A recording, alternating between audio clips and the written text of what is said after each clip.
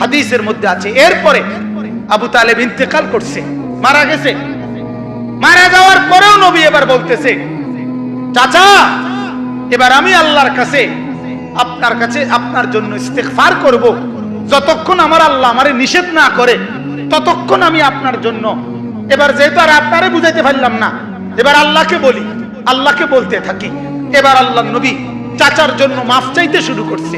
ঠিক তখন ওই নূহ আলাইহিস সালামের মতো আল্লাহ তাআলা আমাদের নবীকেও নিষেধ করছে, মা কানা লিন নাবিয়্যি ওয়াল্লাযীনা আমানু আন ইস্তাগফিরু লিল মুশরিকিন ওয়ালাউ কানু উলি কুরবা বা'দা ইয তাবায়্যানা লাহুম আন্নাহুম মিন আসহাবিল জাহিম।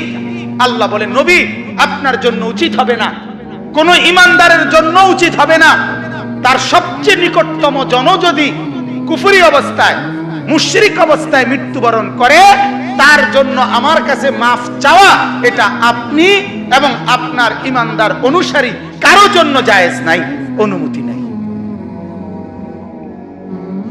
এরপরে নবী থামছে। আমার বলার উদ্দেশ্য হলো ফিকির, বুঝছেন? আমার কথা হলো যে দরদটা কি পরিমাণ ছিল, কথা বুঝছে? আল্লাহ থামানো পর্যন্ত উনি শুধু বলতেই থাকছে, বলতেই থাকছে। হাদিসের মধ্যে আছে, বাপ আল্লাহর নবী বলছে, যখনই জমিনে কোনো বান্দা নাফরমানি করে তখন ওই জমিনের ওই বান্দার